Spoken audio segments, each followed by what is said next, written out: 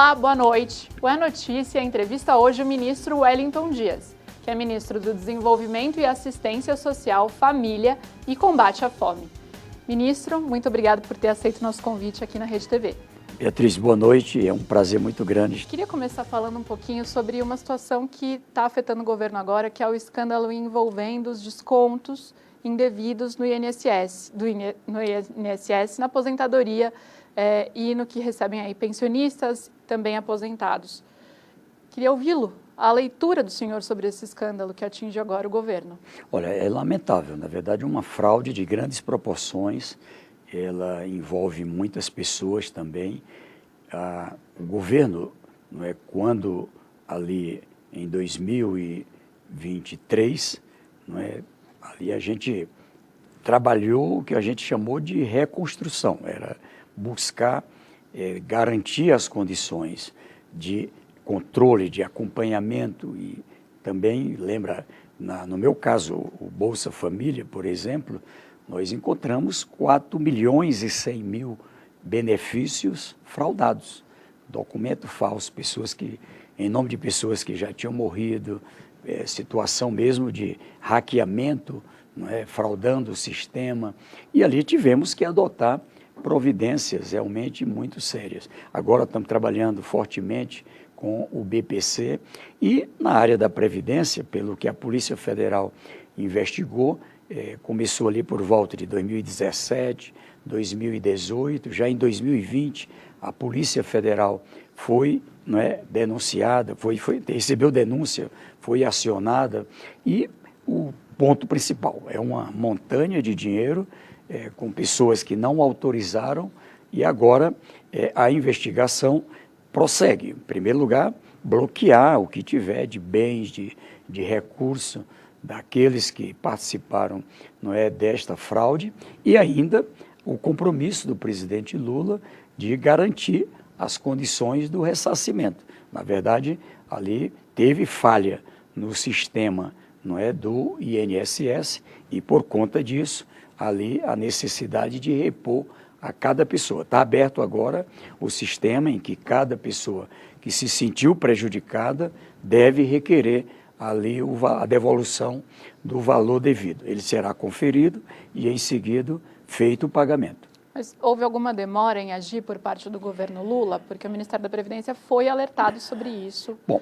é claro que a gente precisa confiar no sistema existente, mas eu creio que a própria investigação ela vai examinar todas as responsabilidades.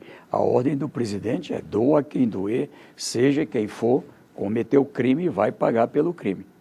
E esses descontos indevidos eram direcionados aí a sindicatos e associações de aposentados, né? Ou seja, os aposentados podem ou não fazer essas associações e o que se descobriu é que, sem autorização de muitos desses aposentados, esses descontos vinham sendo feitos e esse valor direcionado.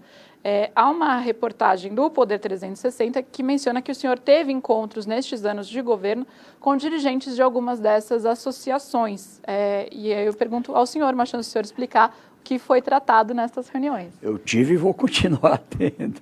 Eu trabalho com 94 milhões de pessoas, rurais e urbanos, e nesses encontros tratamos. Eu vi lá as pautas que foram colocadas na matéria. Marcha da Margarida, que é aquele evento que tem todo ano. Ali nós tratamos de garantir a retomada do programa de aquisição de alimento, é feito com os pequenos agricultores, trabalhamos também o PRONAF junto com o MDA, o Programa de Apoio à Agricultura Familiar, o Plano Safra, trabalhamos o próprio sistema de cadastramento, onde a gente garante as condições de ter ali uma busca ativa em cada canto do Brasil e ali trabalhamos com igrejas, com entidades, com o setor empresarial, com o governo municipal, estadual, independente de partido.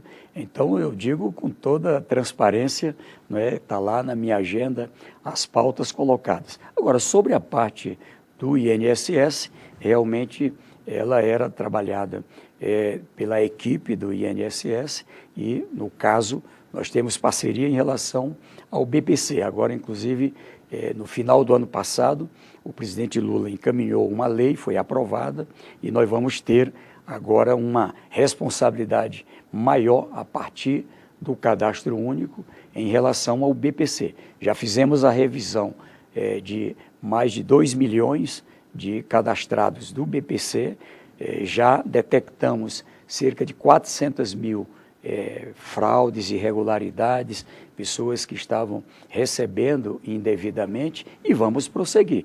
Ali eu tenho uma equipe, uma rede federal de fiscalização de programas que estão tendo como base o Bolsa Família. Para você ter uma noção, são 48 programas e atuamos integrando diversas forças de controle. A Advocacia Geral da União, a CGU, os tribunais de contas da União, dos estados, Polícia Federal, Inteligência e toda uma rede de conselhos que são preparados para garantir ali eficiência. A gente já melhorou muito a eficiência, tanto que o resultado está aí, reduzindo a fome, reduzindo a extrema pobreza, a pobreza, colocando o país no eixo.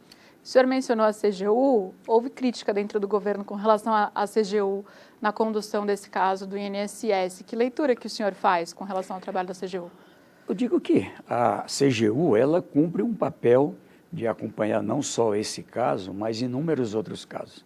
Mas o que eu sei é que há uma ação integrada, eficiente e bem planejada, que está dando resultados, né? Se teve alguma falha de alguém, alguma região, mas o que sabemos hoje é graças à capacidade, à competência das equipes da Polícia Federal, da CGU, agora também os tribunais de contas entraram também em campo, porque isso alertou para que se possa examinar todos os sistemas de pagamento. É um tipo de fraude, não é, que coloca, por exemplo, uma ação dentro do sistema, não é, às vezes ali hackeando, outras vezes com a participação de servidores, e aí há a necessidade de ampliar ainda para melhor o sistema de controle. O nosso ministério, por exemplo, tinha desmontado o cadastro único no governo anterior. Nós tivemos que fazer um grande investimento.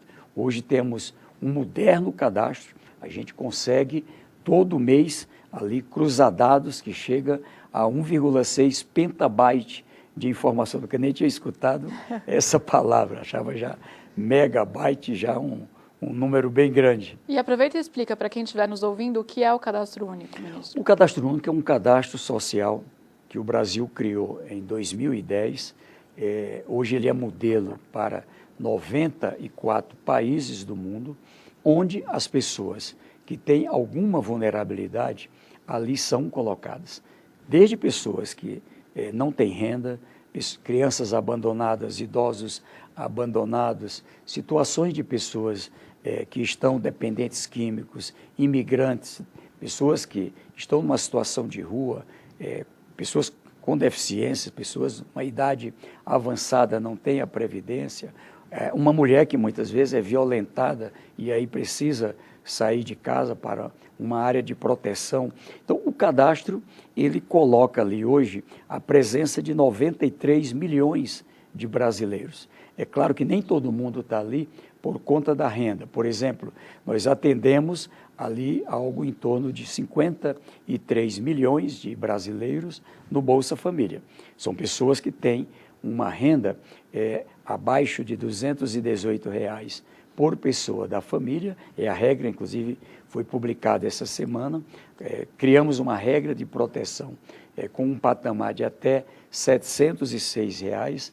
Ali estimulamos não só a transferência de renda, como é que eu alcanço essas pessoas que estão em situação de desnutrição.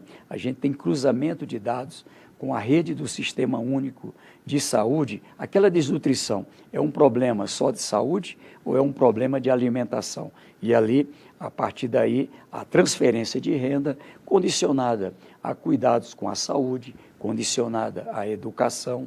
E com isso, a gente tem dois grandes objetivos: tirar as pessoas daquela situação, fazer crescer através da educação, todo ano, milhares de pessoas se formam em nível técnico, se formam em nível superior e abrem portas para oportunidades de crescer. A dignidade, ou seja, o cadastro além da renda, ele olha, tem habitação? Não, está dependendo do aluguel. Então você transfere um Bolsa Família e ela tem que gastar uma grande parte daquele dinheiro com aluguel. Por isso, Minha Casa Minha Vida prioriza essas pessoas. O tarifa social de energia, o auxílio gás, o pé de meia, a documentação, regularizar o imóvel, ter acesso a um crédito rural, ter um acesso ali a um programa para ter uma profissão. Agora o Acredita, o apoio para o empreendedorismo, e com isso também nós estamos tendo resultados. Quando eu assumi, nós tínhamos um problema. Cresceu a informalidade, cresceu o medo de perder benefício e muita gente não queria assinar a carteira. Então nós alteramos as regras. Assinar a carteira, regularizar um negócio, não é mais motivo para perder o benefício. A gente faz uma sistemática de cruzamento de dados e estamos hoje, por exemplo, com 4 milhões de famílias que recebem o salário e recebem ali o Bolsa Família. 3 milhões que evoluíram na renda, a renda ultrapassou a barreira, não é, dos $40 per capita, esses R$230 aproximadamente per capita, e ali ela recebe a metade do Bolsa Família e mais a parte do salário. Mas já temos 5.300.000 que saíram da pobreza, são famílias. Eu estou falando de cerca de 20 milhões de brasileiros que ultrapassaram a barreira da pobreza. Ministro, eu vou voltar nesses indicadores sociais e também nessas alterações com relação às regras do Bolsa Família, que acho que são muito importantes para quem está nos ouvindo entender exatamente o que teve de mudança, mas para a gente só fechar esse capítulo aqui com relação ao INSS, a popularidade do governo já não vinha bem. Qual a avaliação que o senhor faz sobre o impacto que esse escândalo vai ter na aprovação do governo do presidente Lula? Eu digo o seguinte, nós tivemos problemas ali no final do ano, começo do ano, aquela medida do PIX, ali o crescimento, a elevação dos preços do alimento, ela afetou muito a população, especialmente de baixa renda, mas veja, o governo adotou providências, não entrou em vigor aquela medida, não só pelo fato de não ser popular, mas porque também se verificou que ali já tinham instrumentos, não é, para garantir o que o governo queria e, na verdade, esses instrumentos foram aperfeiçoados para fiscalizar, para que não se tenha, por exemplo, lavagem de dinheiro, e isso era essencial.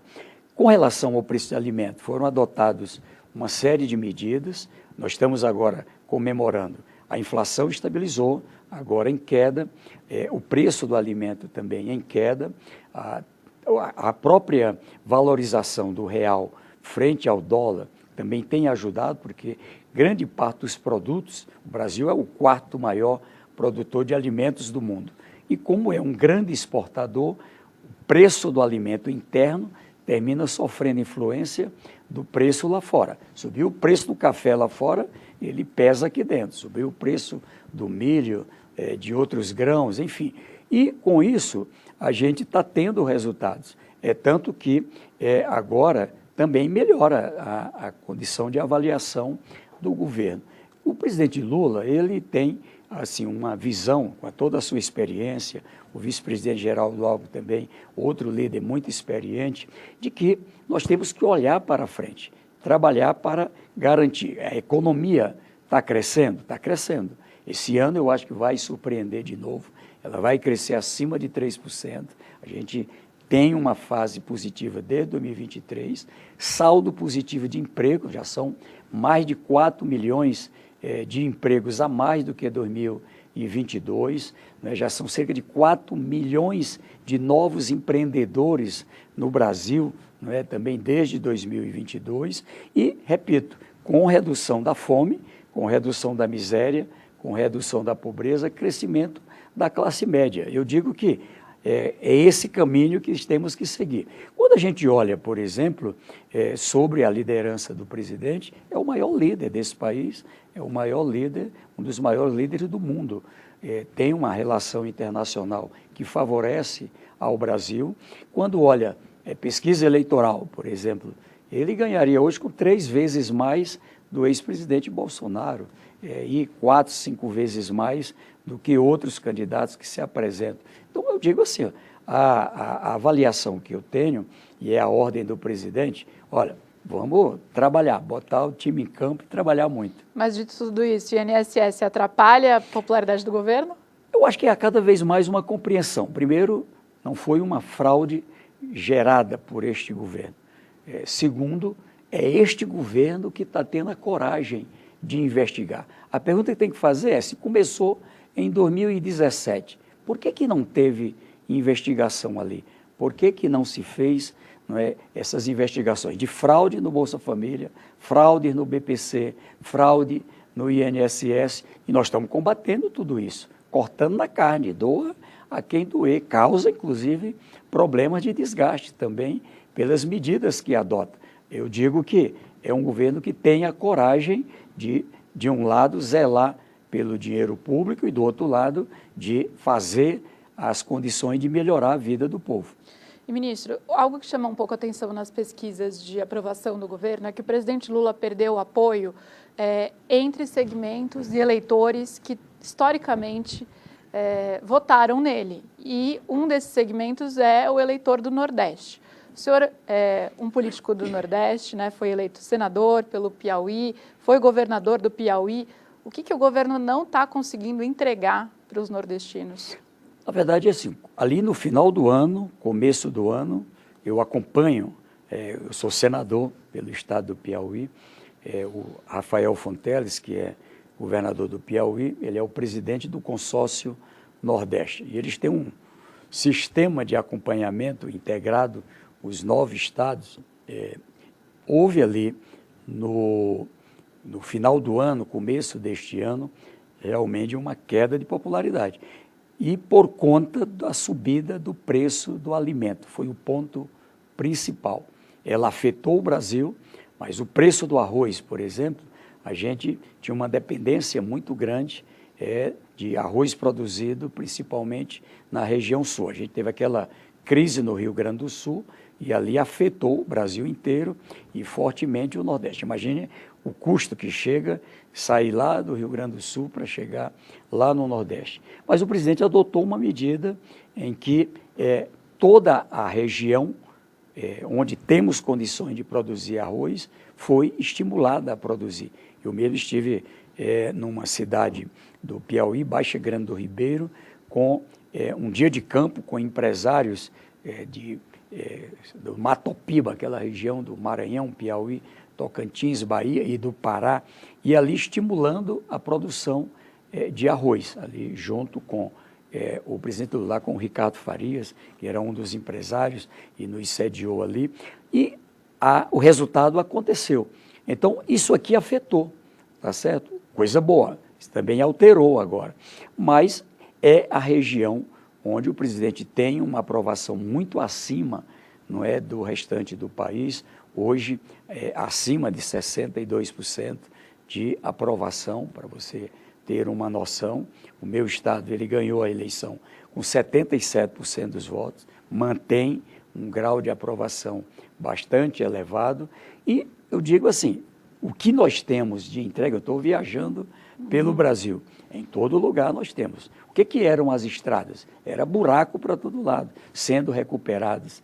A ampliação da rede de educação, de saúde, voltou a ter política de Estado.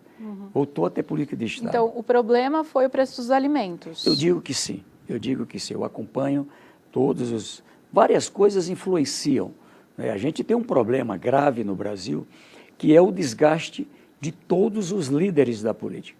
Eu tenho um companheiro lá de Senado, senador pelo meu estado, Marcelo Castro, ele diz, o bicho que mais tem raiva de política é político, tá? Porque faz uma série de coisas para desgastar a política. Um político comete ali um problema e ele afeta a imagem do todo. Eu vi uma pesquisa recente, não é? Que nota você dá para os políticos? Não é? Era 3% de ótimo e bom, você ter uma noção. Então, os políticos em geral são a grande genie da vez. E ali, os que dão conta da sua missão pagam um preço por o que outros fazem. Isso afeta todas as lideranças, a todas as lideranças. Você tem, claro, exceções no Brasil de boa avaliação, mas, em geral, tem um desgaste muito grande. Na minha opinião, temos aqui uma tensão que não acabou. Lembrar o que vivenciamos em 2022, uma eleição de muita tensão, o que aconteceu ali em 8 de janeiro, ali, uma tentativa de golpe de Estado. Então, a gente precisa olhar para isso. Então, qual é a missão? E não é fácil. É garantir que sejamos um país de democracia forte, um país que tenha relação com o mundo na defesa da paz, na defesa de um livre comércio, mas respeito aqui à soberania, um país que possa internamente crescer, gerar oportunidade. A gente chegou a ser a 7ª maior potência do mundo e já tinha caído para a 12ª. Em 2 anos, já ganhamos 2 casas, estamos entre os 10 mais potentes do ponto de vista econômico do mundo. Mas não pode ser só uma nação com uma economia grande, é preciso social. Então, o social é parte estratégica do econômico. Quando a gente tira 4 milhões e 300 mil que não tinha emprego e passa a trabalhar, aqui boa parte é esse povo do Bolsa Família, do Cadastro Único. Em 2024, o saldo positivo de emprego, 1.650.000, ali 98,8% o povo do Bolsa Família, do Cadastro Único. De 37 milhões que celebraram um contrato de trabalho nos últimos 2 anos, há 16 milhões e meio que celebraram um contrato de trabalho é o povo do Bolsa Família, do Cadastro Único. Ainda muito emprego sazonal, agora empreendedores. Eu fiz um estudo com o Sebrae, o Décio lá do Sebrae, 4.630.000 empreendedores do Bolsa Família. Então, nós estamos dando a mão a esse povo para crescer. Eu digo aqui, com isso, a gente consolidar o Brasil como um país de classe média robusta, para que a gente dependa menos das outras economias. Qual é a vantagem de um país desenvolvido, mas com mais igualdade? É que ele fica menos dependente da crise dos outros. É isso que queremos para o Brasil. E essa ideia de um país de classe média, uma ideia muito defendida, né, pelo presidente Lula. O Ministério do Senhor é considerado um dos ministérios cruciais para esse governo, para o presidente Lula, justamente por essa pauta de combate à fome, redução de desigualdade, né? Não à toa o ministro escolhido foi o ministro da confiança dele, do partido dele também, do PT, o senhor. Queria falar um pouco sobre perspectivas daqui até o fim deste governo, né? Esses próximos, a gente fala 2 anos, mas agora já é quase 1 ano e meio, né? Mais ou menos. Então, o senhor mencionou alguns indicadores, tem alguns indicadores sociais que são notícias positivas realmente para esse governo recente. Então, só as últimas pegando aí, o Brasil subiu 5 degraus, aí, 5 posições no Índice de Desenvolvimento Humano da ONU, IDH, e a desigualdade, segundo o IBGE, caiu para o menor nível desde 2012, né, se eu não estou enganada. Então, alguns desses bons resultados são efeito do que o senhor vinha mencionando, crescimento econômico, baixo desemprego, aumento da renda, mas há também uma previsão, o senhor fala, um crescimento que vai surpreender, mas a Fazenda prevê uma desaceleração do crescimento econômico para esse ano e o mundo todo está um pouco assustado com a perspectiva de desaceleração do crescimento global gerado aí pelos Estados Unidos e essas mudanças de política econômica nos Estados Unidos. O governo se preocupa com essa desaceleração da economia e o impacto que isso pode ter justamente para esses indicadores sociais? Olha, eu tive o privilégio de ter a confiança do presidente Lula, também por uma experiência pequena. O Piauí era o estado mais pobre do Brasil. O PNUD divulgou agora uma região, uma pesquisa, um estudo, foi o estado do Piauí a região do mundo que mais cresceu o índice de desenvolvimento humano neste século. Comparando estado, províncias do Brasil com outras do mundo e também com países do mundo. Quem estava com o IDH 0,4, 0,3 lá em 2000, no começo do século, e agora, onde estão? Então, muitos países estagnaram, muitas regiões de países, estados, províncias também. O Piauí saiu de 0,4 para 0,76. Não é? Então, é um crescimento de muito baixo desenvolvimento para alto desenvolvimento. E aqui é uma orquestra que não é simples. Então, o presidente Lula, pelo fato de já ter sido presidente, o vice-presidente Geraldo Alckmin, 4 vezes governador de um estado potente como São Paulo, ele gera uma confiança de experiência, uma pessoa com bastante experiência e, com isso, coordenar uma orquestra que não é simples. No caso, nós temos que trabalhar do ponto de vista do ser humano, não é? Ali é desenvolvimento humano, há o cuidado com a mulher, ainda na gestação, a mulher e o bebê, depois o bebê nos primeiros dias de vida, há o cuidado, não é? Até 12 anos, até 6 anos, até 12 anos. Por isso que o Bolsa Família, por exemplo, pontuou. A gente tem aqui um pagamento extra, R$ 150 por criança até 6 anos. Porque essa idade da vida tem a formação cognitiva, e ali a gente pontua um acompanhamento melhor. Não é só o pagamento, é ali poder acompanhar os adolescentes, adultos com suas particularidades, idosos, pessoas que têm uma deficiência, um problema de saúde mental, uma dependência química, ou seja, não é fácil essa orquestra.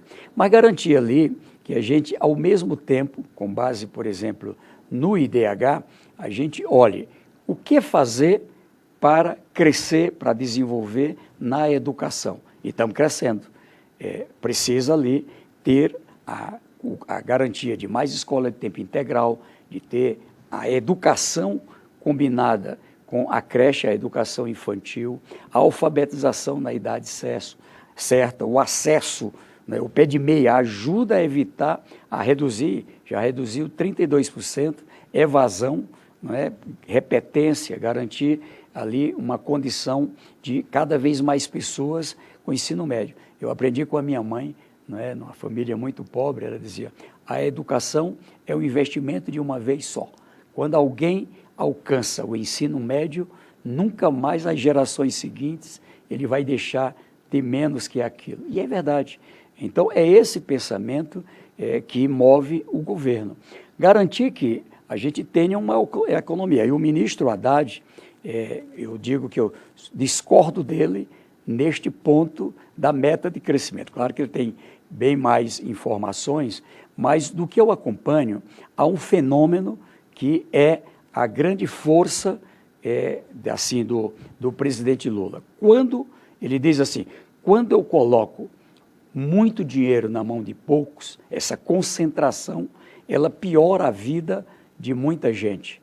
Quando eu coloco, né, mesmo que seja um pouco de dinheiro na mão de milhões, não só Bolsa Família, salário, aumento de salário mínimo, as condições de um crédito rural, de um crédito urbano com juro baixo, com assistência, esse dinheiro, ele se multiplica.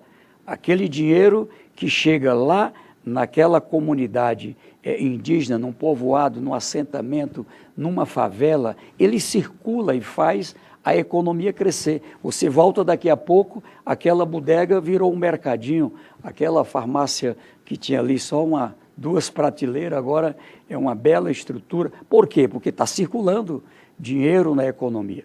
Então, eu olho e vejo que nós temos uma massa de renda que cresceu.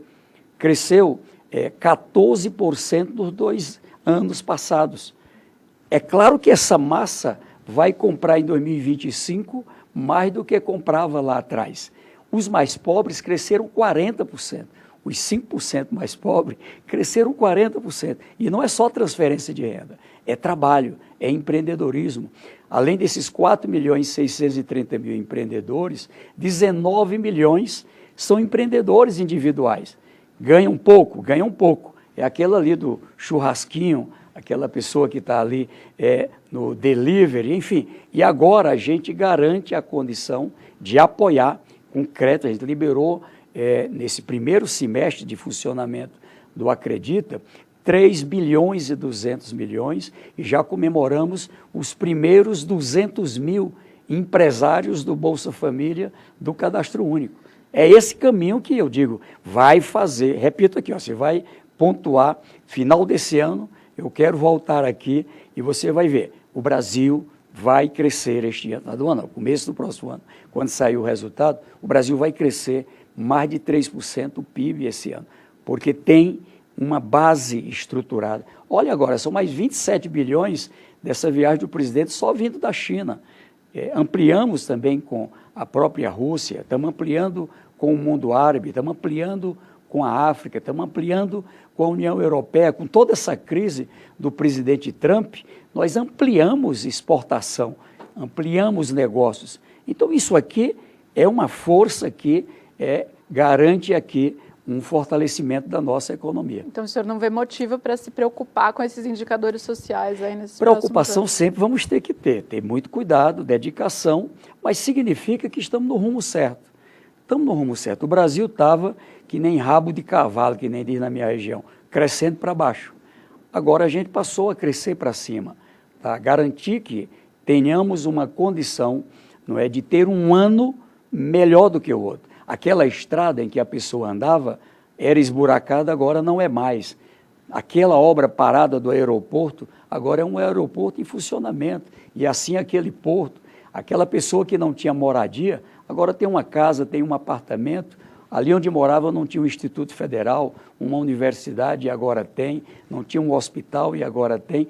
É esse Brasil que um governo faz. O governo não é só desse fofoca, não é? Desse disse-me-disse. Tem um mundo real acontecendo. É nisso que eu aposto. Eu acho que a gente vive um momento estranho, porque com esse novo mundo das comunicações de redes sociais, alguém propaga uma mentira e ela ganha o mundo. Não é? Essa semana você tem ali, de repente, um fato, não é? Que é colocado como um fato e quando você vai investigar é uma mentira. Nem gosto da palavra fake. Mentira. Eu acho que como brasileiros, como seres humanos e eu como cristão, eu acho que a gente precisa, não é, voltar ao eixo, porque muitas vezes uma mentira dessa, ela causa problemas, não é, de vida ou morte, muitas vezes. E, ministro, quando a gente fala em economia e programas sociais, entra na pauta a discussão sobre necessidade de uma maior eficiência no gasto do governo e no direcionamento desses programas sociais, né? Gastar menos de uma maneira mais direcionada. Há sempre esse debate, um debate existente até dentro do próprio governo com relação ao quanto dá para cortar sem afetar essa área social que é muito cara para esse governo. Queria perguntar para o senhor, onde dá para mexer hoje nos programas existentes para melhorar essa eficiência e diminuir o gasto? Olha, a minha missão não é fácil. Cuidar de 94 milhões de pessoas numa situação de vulnerabilidade. 4 milhões e 800 de alta complexidade.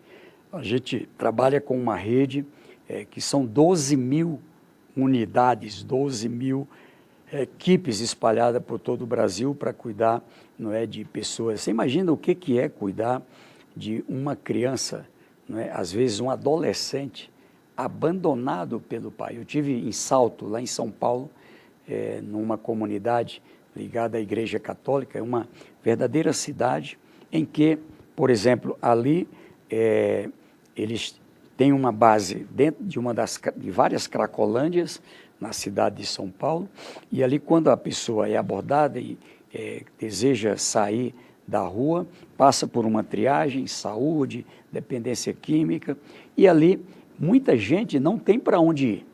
Não é? Eu conversei lá com um rapaz, por exemplo, o pai foi para o crime organizado, a mãe caiu na situação de droga, mataram um irmão dele nas brigas, não é, do crime organizado, e ele fugiu, foi parar na rua, foi abraçado, mas ele agora não tem mais para onde ir. Lá eles criaram uma cidade com essas pessoas, não é? Então, tem coisas boas acontecendo no Brasil. E agora ele já também está casando lá com uma outra jovem, na mesma situação. Quando eu assumi, eu fui ali em Heliópolis, você conhece, lá em São Paulo. Eu tinha estado lá na campanha com o presidente Lula e tomei a decisão eu fiquei bastante impactado. Uma Cracolândia, e ali debaixo do viaduto, no meio da Cracolândia, nós colocamos uma cozinha solidária. E já foram 1.096 pessoas que a gente tirou dali para reintegrar a família, a vida, ao trabalho. Cito apenas um exemplo que me comoveu muito.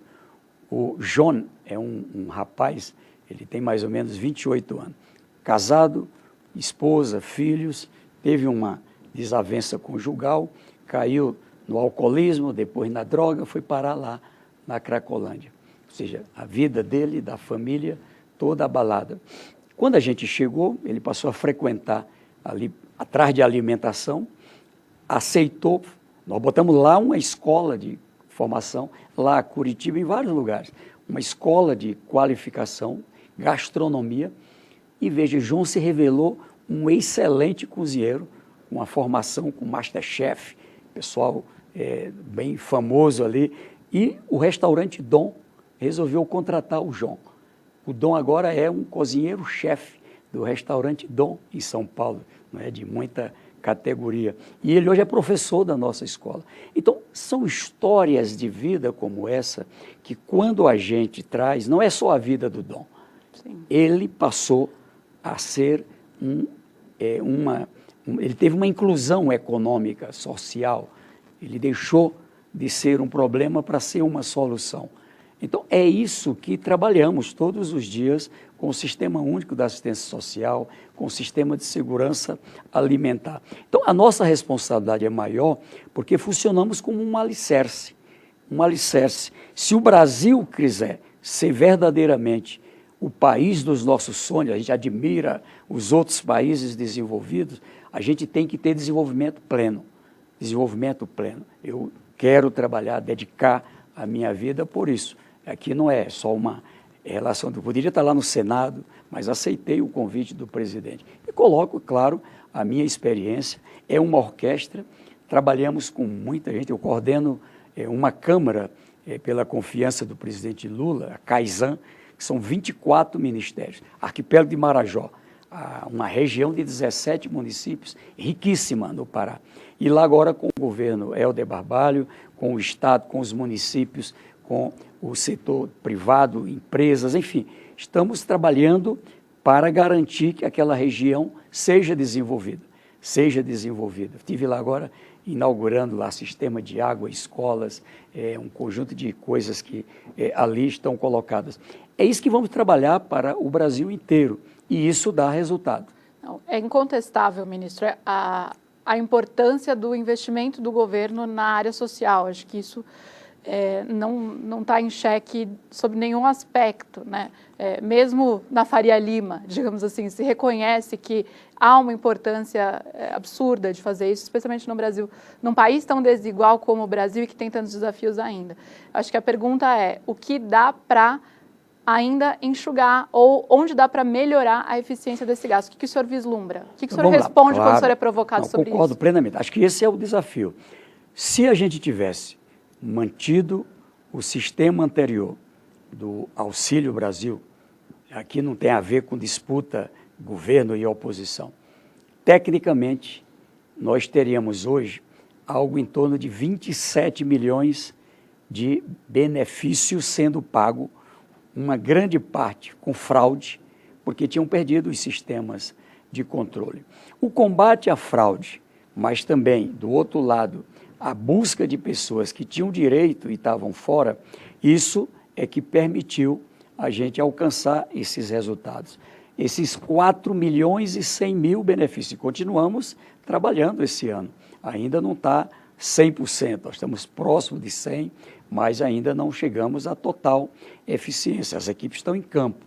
Mas vejam, esses 4 milhões e 100 mil famílias, 1.000 benefícios, eles eram ali um vazamento, era uma fraude de 34 bilhões de reais por ano.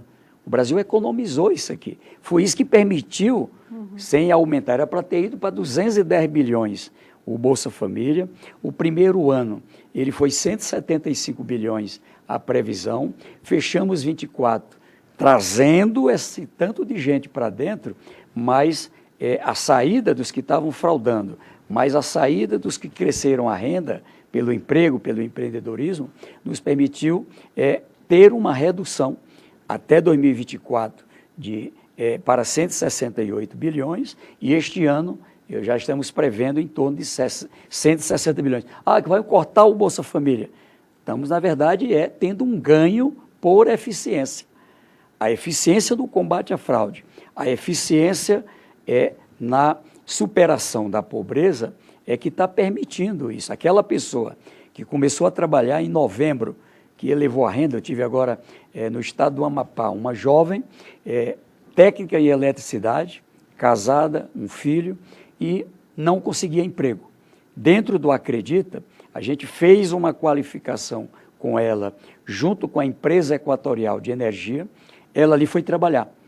E ali, só o salário dela, ela emocionou todo mundo lá, porque na hora lá ela foi receber a carteira assinada, eu estava lá, ela deu um beijo no cartão do Bolsa Família, me ajudou tanto, mas toma, ministra, dê para alguém que precisa, porque agora eu tenho minha carteira assinada. Eu tenho minha carteira assinada. Fui lá agora, 2 anos depois, ela é chefe de uma equipe de 200 cabras lá, viu? É a mulher dando ordem lá para a cabroeira. Então, é isso que eu acho que a gente quer ver o Brasil. Meu sonho é isso, é a troca do cartão do Bolsa Família pela carteira assinada, pelo CNPJ, e é isso que nós vamos trabalhar com toda a força no Brasil. Mas, é claro, com eficiência, não é para a redução de despesa. Eu quero comemorar, não é mais gente no Bolsa Família. Eu quero comemorar, mais gente no emprego, no empreendedorismo. Nós agora estamos estimulando o pessoal do BPC, o pessoal do benefício da prestação continuada. Muitos têm uma deficiência, ela não consegue ter ali a condição de dar conta de toda a independência dela, mas ela pode fazer algum trabalho. Às vezes é uma pessoa que é deficiência visual, trabalha como telefonista, trabalha em várias outras áreas, hoje tem o Braille. Garantir que uma pessoa possa... Agora, pessoas que estão trabalhando de barbeiro, de cabeleireiro e com deficiência. E agora ele recebe o do salário e metade do benefício. E a gente está trabalhando, que era um medo que tinha, que quando perdia o emprego, voltava para uma fila da perícia e ficava um tempão sem receber o benefício completo. Por quê? Não, a gente, enquanto está trabalhando, está fazendo as perícias, tá? E quando perde o emprego, se Deus o livre perdeu o emprego, volta sem fila, que nem é assim também no Bolsa Família. A gente vai voltar a falar do Bolsa Família já, a gente só precisa ir para um rápido intervalo. Fique com a gente, Boa Notícia volta já.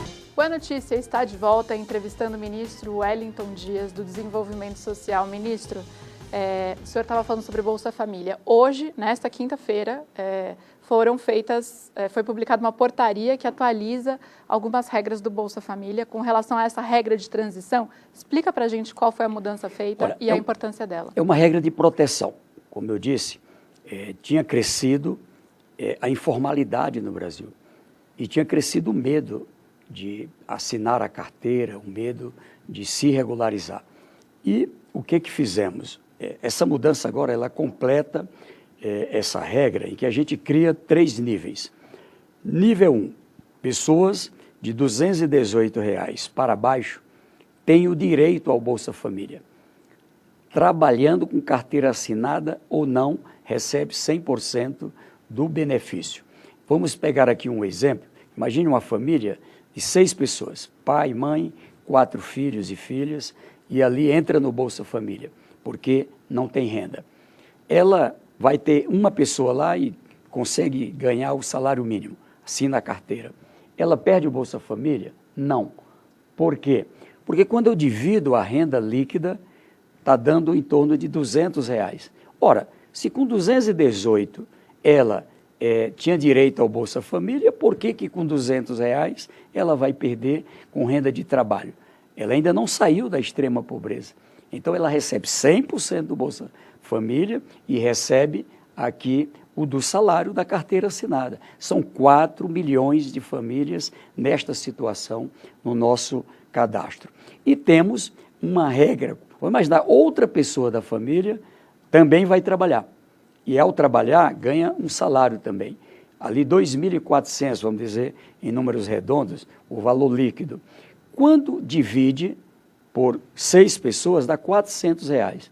Ela saiu da extrema pobreza, mas ainda não saiu da pobreza, que é R$706, mais ou menos $120. Até, então, o nosso padrão está até um pouco melhor do que o internacional com a redução do câmbio. Agora, o que fazer agora? A gente criou uma regra em que a gente mantém os 2 salários e por 12 meses ela ganha metade do Bolsa Família. É uma regra de proteção que coloca uma transição para que ela tenha segurança do emprego. Esse emprego é temporário ou é emprego duradouro? Então a gente mantém ali uma certa estabilidade. É isso que está estimulando o emprego. Mais 2 mudanças. Nós temos no Brasil uma situação de muitos empregos temporários, muitos empregos sazonais. É ali o pessoal da área dos safristas, safra de fruta, safra da cana-de-açúcar, enfim. É o pessoal da construção civil, o comércio no Natal, o comércio no Dia das Mães, Dia dos Namorados. Ali faz umas contratações de 30 dias, de 60 dias. E aqui é onde está o grande problema, que a gente vai ter que encontrar a solução. Estas pessoas, muitas vezes, vão para um emprego. A construção civil, a gente não sabe, ou no agronegócio, um operador de máquinas daquela ganha 4, 5, 6, às vezes até R$10.000 por mês, né? Dependendo do padrão daquela estrutura de equipamento. E recebia naquele mês e depois não recebia mais. Quando o salário era alto, já perdia o benefício. O que fizemos? 12 meses, dividimos a renda pela média em 12 meses. Com base nisso é que trabalhamos o per capita. Isso resolveu o problema de muitos no Brasil. E aí, veja, neste caso, também quando perde o emprego, não tem mais fila. O problema maior era esse. Ali em 2022, por exemplo, uma pessoa estava no Auxílio Brasil, foi trabalhar, perdeu o emprego, ele voltava para uma fila que tinha 2.700.000 pedidos aqui, ó, 2.700.000 na fila. Agora, perde o emprego e a gente mensalmente traz para dentro, não é, do sistema. Todo mês eu tenho cerca de 40, 38 mil pessoas que perderam o emprego, volta para o benefício. E pessoas que estão saindo, 140, graças a Deus, estão saindo mais do que estão entrando, por isso esses bons resultados. É isso aqui, Beatriz, que está garantindo 16.500.000 pessoas celebrando contrato de trabalho, que está colocando hoje o pessoal do Bolsa Família do Cadastro Único ocupando a quase totalidade das vagas. Esse ano já foram quase 260.000 novos empregos para o público do Bolsa Família do Cadastro Único até o mês de março. Eu nem tenho ainda o do mês de abril, tá certo? Então, com essa realidade, com mais o Acredita, que a gente permite dar financiamentos de até R$35.000 para o rural, juro de 0,5% ao ano, quando aplica bem o dinheiro, quando dá resultado, tem um abate, tem um desconto de até 40%, é o estímulo à eficiência também para a responsabilidade do nosso parceiro. No urbano, eu quero montar um salão de beleza, eu quero colocar uma oficina. Eu sou uma professora, na minha cidade lá de Parnaíba, eu fui lá visitar, uma professora 4 anos desempregada, formada em pedagogia. E aí nós a apoiamos para um sonho dela, para ela montar uma escola de reforço escolar. Ela agora tem 5 turmas, ela agora está evoluindo na renda. Então, é isso aqui que o Brasil tem que trabalhar. São financiamentos, no primeiro passo até R$21 mil, no segundo passo até 80 mil, no terceiro passo até 1.200.000. É pegar na mão, tirar da miséria, tirar da pobreza, levar para a classe média. É esse o caminho que estamos trabalhando. A gente está quase acabando a entrevista e eu não quero acabar sem falar de 2026, então eu vou pedir para o senhor ser breve agora nessas respostas. Lula candidatíssimo ano que vem. Olha, eu digo que se a gente tem um problema, é porque é o candidato, tá certo? É o presidente Lula, é o nome que a gente tem construído. Não sendo o presidente Lula, temos excelentes nomes, mas nenhum não é com o potencial que ele tem. O presidente Lula poderia já não ter sido candidato em 2022, depois de tudo que ele viveu, não é? Ou seja, ele não tinha nenhuma obrigação. Agora, é um brasileiro que eu conheço, eu tinha 15 anos, de lá para cá, tendo o privilégio de viver muito próximo a ele, à família, é uma pessoa que tem grande compromisso com o país. Ele sabe que a realidade do Brasil, e eu estou bastante confiante que ele vai aceitar esse desafio e é o melhor quadro entre todas as candidaturas. O senhor conhece ele desde que o senhor tinha 15 anos? Desde que eu tinha 15 anos. No que ele mudou de lá para cá? Ele mudou porque, veja, ele teve um privilégio de estar entre os melhores professores do mundo. Quem convive com ele sabe o que eu vou dizer aqui. É uma pessoa que escuta muito. Eu, às vezes, fico assim, impaciente com a paciência dele. Imagine uma reunião com, sei lá, 40 pessoas e ele fica ali ouvindo atentamente a fala dos 40. E agora é um superdotado, é uma pessoa... Mas dizem que ele tem escutado cada vez menos gente, é verdade? É o contrário, ele está escutando muita gente, conversando com muita gente. É claro que ele hoje, isso que é difícil compreender, ele não é um líder só do Brasil, é um líder do mundo. Imagina que foi o presidente Lula que colocou na pauta do mundo a discussão de duas pautas que ninguém quer discutir: fome e pobreza.